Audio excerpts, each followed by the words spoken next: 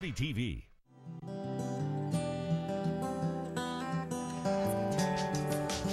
Good morning, everybody. Welcome back to Breakfast Television. It's going to be 12 degrees today. It's November the 17th right now, and we have such an interesting person to talk to. Simone Brenneman is joining us today.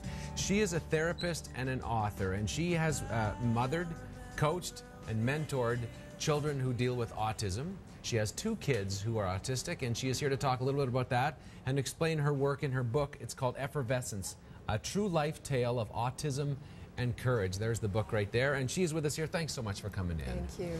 How did your concept of autism change from before you had the 2 children to after? Before I had the 2 children, I really didn't know what it was. I studied it very briefly in university, and so when I found out my children were diagnosed with that, I was kind of surprised. But I think right from the get-go, I had a plan, and I had that plan because I looked into their eyes, I looked at how they responded to things, I spent a lot of times documenting behaviors, and it just seemed so clear to me the path to take. I can't imagine any more stronger person to learn than a mom. Because now, after your first, and it was your daughter first, who was Genevieve, who was diagnosed. How did it feel then to have a second one diagnosed also with autism? That was tough. That was a lot tougher. With one, you can kind of accept it and say, okay, yeah, that happens. With 2, you do look inward much more and go, oh my goodness, was this something that I did? And then plus you're already dealing with horrendous, bizarre, stressful behaviors with one, and then knowing, oh, now we're going to have another. That was tough. But at the same time, you know, you look at your children, and I could just see so much sparkle, so much promise, and that's what I forced myself to focus on. Well, and it's a great choice, and we're going to talk more about that in just a second. But tell me a little bit about how it was for you to look at the situation. You said you had to embrace autism. What do you mean by that? I just felt that this was something we need to embrace, not be afraid of, and just go with it. The reason I call the book Effervescence is she is an effervescent person. And despite the times when she would have these horrendous behaviors, what just kept drawing us to her was she was captivating. And so I just moved with that and thought, how do we... By the time she was 2, she started pushing us away, spinning around in circles, pushing the whole world away. And I just thought, you know, there's got to be a way to get back in there. You know, one day I looked at her, I thought, you know, we're losing her. And I needed to find a way to get in. And so I just had to think her, feel her, and then it just seemed to come. And how did, so first of all, what are some of the behaviors as she got older she started to display, or both of them did? Oh, tuning out the world. The littlest thing could set them on a rampage, a tantrum that might last 5 minutes or it might last 2 hours. Or wanting to spend so much time on their own, with the way they would play with toys, things like that.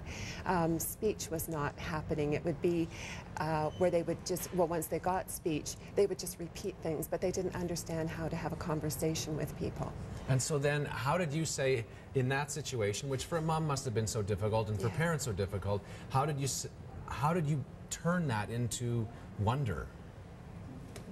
By watching her and seeing what was so fascinating, and just feeling the bond that we have, and knowing that this was a world I wanted to step into, and she was in little pieces letting me step into it.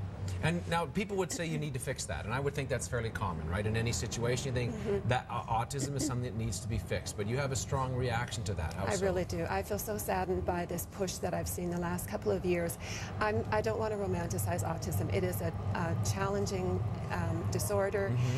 Lots of things to deal with. It's incredibly stressful. The average parent, you cannot for 1 minute begin to even imagine what day after day, you know, is for us parents. But at the same time, you know, there's a reason that these people are here. They have so much to offer.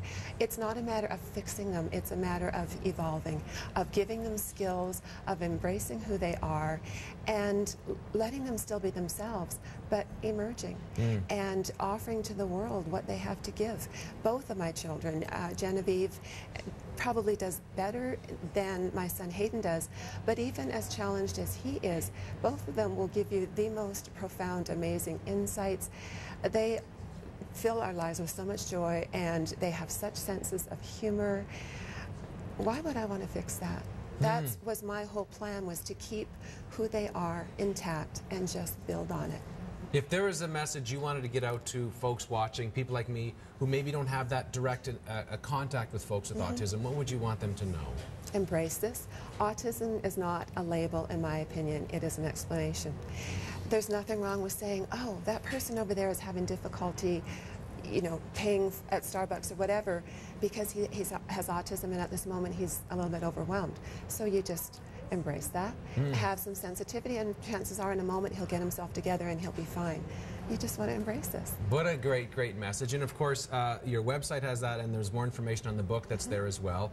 And we only have 30 seconds left, but I talked quickly about it, and I know parents would like to know. What's your take? Every time a new vaccine comes out, they always say, oh, I'm so nervous, or things like that. What's your take on that? The research goes back and forth, back and forth. I've followed it for years. It's every parent's call. You have to search your heart. There is so much controversy. Yeah. I consider it too. I guess it depends on which professional you want to listen to, and I think the chances probably are minimal, but you know, I'm not a professional. You listen to your heart.